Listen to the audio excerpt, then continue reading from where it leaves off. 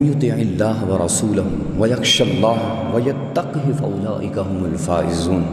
اللہ نے قرآن میں ارشاد فرمایا کہ جنہوں نے اللہ اور اس کے رسول کی اطاعت کی اور اللہ سے ڈر گئے اور پرہیزگاری کو اختیار کیا وہ بلند مرتبوں پر فائز ہیں۔ اس آیت کریمہ میں اللہ کی ذات نے حضور کی اطاعت کا حکم ارشاد فرمایا اور فرائض میں اللہ کے حکموں کی پیروی کرنا اور سنتوں میں اس کے حبیب کے حکموں کی پیروی کرنا یہ انتہائی ضروری ہے۔ اور پھر انسان کو تقوی نصیب ہوتا ہے، تو تقوی اس وقت نصیب ہوتا ہے جب انسان کے اندر ایمان کامل ہوتا ہے، اور ایمان کامل ہونے کے لیے عقیدے کی درستگی کا ہونا یہ شرط ہے۔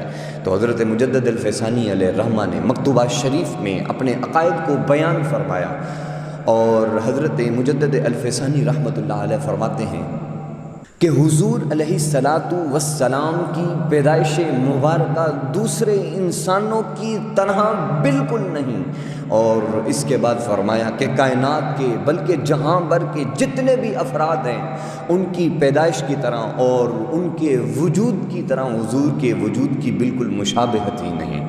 اور حضور جان رحمت علیہ السلام باوجود کے جس میں عنصری رکھنے کے اللہ کی ذات نے اپنے محبوب کو اپنے نور سے پیدا فرمایا، او کما قال علیہ السلام خلقت من نور اللہ۔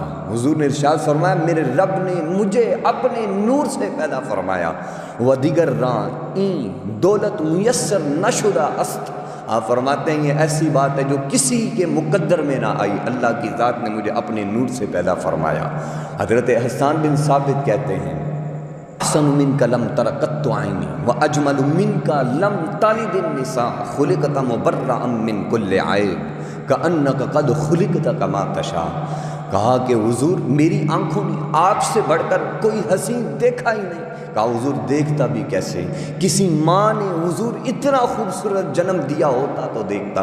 حضور رب نے آپ کو بے عیب پیدا فرمایا، حضور جیسا آپ نے چاہا رب نے آپ کو ویسا پیدا فرمایا۔ حضرت مجدد الفیسانی رحمۃ اللہ علیہ حضور علیہ السلام کی بشریت کے اعتبار سے بیان فرماتے ہیں مکتوبات شریف میں۔ حضرت امام مجدد الفیسانی رحمۃ اللہ علیہ فرماتے ہیں جن محجوبوں نے اللہ کے حبیب کو بشر کہا یا بشر کی مثل کہا، حضرت امام مجدد الفیسانی فرماتے ہیں جو میرے محبوب کی حضور علیہ السلام کے منکر ہوئے، فرمایا دوسری طرف وہ خوش بخت اشخاص جنہوں نے حضور علیہ السلام کو اعلیٰ و عرفہ جانا، حضور کو سب سے ممتاز جانا، فرمایا وہ اہل نجات بھی ہیں اہل ایمان بھی ہیں۔ محبوباں تے جڑا نکتہ چینی کرن تو باز نہیں آਉਂਦਾ، اصل منافق جانی اس نوں او جھوٹے پیار جتاਉਂਦਾ، سانو دسیا عشق دے مفتی نے جڑا مرمڑ پیا فرماਉਂਦਾ، اعظم جتھے دل لگ جائے اتھے عیب نظر نہیں آਉਂਦਾ۔ تو حضور جان رحمت علیہ السلام کی ذات اطہر وہ ذات ہے۔ اعلیٰ حضرت بولے آج لے ان کی پناہ، آج مدد مانگ ان سے، پھر نہ مانیں گے قیامت میں اگر مان گیا۔ تو حضور جان رحمت علیہ السلام کی بشریت بھی بے مثل ہے، حضور کی نورانیت بھی بے مثل ہے۔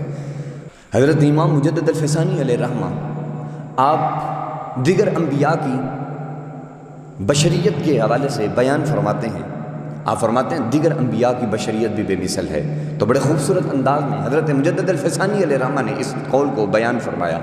آپ فرماتے ہیں جن کفار نے انبیاء علیہ السلام کو بشر کہا، ان کے کمالات نبوت کے منکر ہوئے، حضرت امام مجدد الفیسانی کہتے ہیں میرے حضور کی ذات بے مثل بھی ہے نور بھی ہے۔ فرمایا جس طرح میرے حضور کی ذات بے مثل ہے نور ہے، اسی طرح تمام نبیوں کی ذاتیں بے مثل ہیں اور نور ہیں، اور ان کی بشریت بے مثل ہے۔ اعلیٰ حضرت عظیم البرکت ارشاد فرماتے ہیں، آپ فرماتے ہیں تیرے تو وصف عیب تناہی سے ہیں بری، تیرے تو وصف عیب تناہی سے ہیں بری، حیراں ہوں میرے شاہاں کیا کیا کہوں تجھے۔ تو حضور جان رحمت علیہ السلام کی ذات اطہر تو یہ ہے کہ بندے کو سمجھ ہی نہیں آتی کیا کہوں۔ حضرت اقبال نے تو 2 لفظوں میں بات ختم کر دی کہ محمد سے وفا تو نے تو ہم تیرے ہیں، یہ جہاں چیز ہے کیا لوح و قلم تیرے ہیں۔ امام مجدد الفسانی علیہ رحمہ نے حضور علیہ الصلوۃ والسلام کے علم غیب کے بارے میں مکتوبات شریف میں ارشاد فرمایا، دفتر سوم میں مکتوب نمبر 100 میں آپ ارشاد فرماتے ہیں کہ حضور علیہ الصلوۃ والسلام کو اللہ کی ذات نے ما کان و ما یکون کا علم عطا فرما دیا، اور فرمایا حضور نے کہا فعلمت ما فی السماوات والارض فعلمت علم الاولین والآخرین۔ حضور نے فرمایا میرے رب نے جو کچھ بھی آسمانوں میں زمین میں تھا سب کا سب مجھے عطا فرما دیا، اور پھر کہا کہ جو کچھ علم اولین تھا جو کچھ علم آخرین تھا وہ میرے رب نے سب کچھ عطا کر دیا۔ تو حضرت امام مجدد الفسانی علیہ رحمہ فرماتے ہیں کہ قرآن کے حروف مقطعات کا علم الف لام میم نون اور دیگر جتنے بھی حروف ہیں ان تمام کا علم محب اور محبوب کے درمیان راز ہے جو کوئی نہیں پا سکا۔ تو اللہ کی ذات نے تو اپنے محبوب کو وہ تمام چیزوں کے علم عطا فرما دیے جو کسی کے پاس نہیں۔ اللہ نے قرآن میں کہا وَعَلَّمَكَ مَا لَمْ تَكُنْ تَعْلَمْ وَكَانَ فَضْلُ اللَّهِ عَلَيْكَ عَظِيمًا۔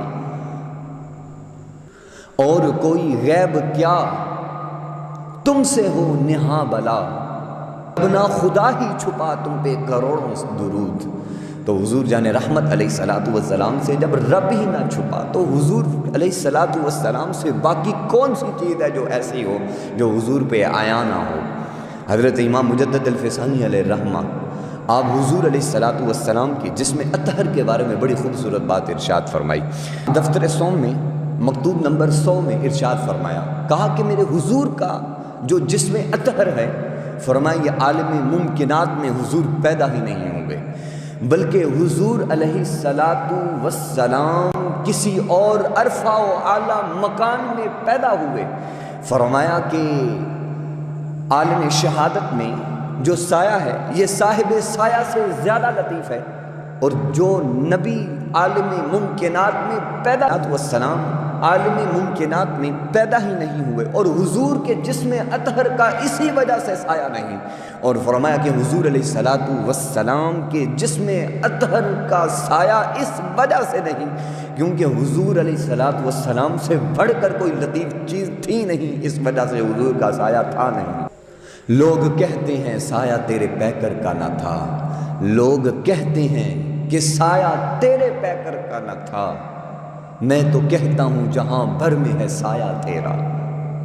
حضور علیہ الصلوۃ والسلام کی محفل میلاد مصطفیٰ صلی اللہ علیہ وسلم کے حوالے سے کسی نے آپ سے پوچھا، کہا کہ حضور علیہ الصلوۃ والسلام کے محفل میلاد منانے کے بارے میں کیا حکم ہے؟ تو فرمایا حضور کے میلاد پر تلاوت کی جائے خوبصورت آواز میں، پھر نعت پڑھی جائے، حضور کی شان میں قصیدہ پڑھا جائے۔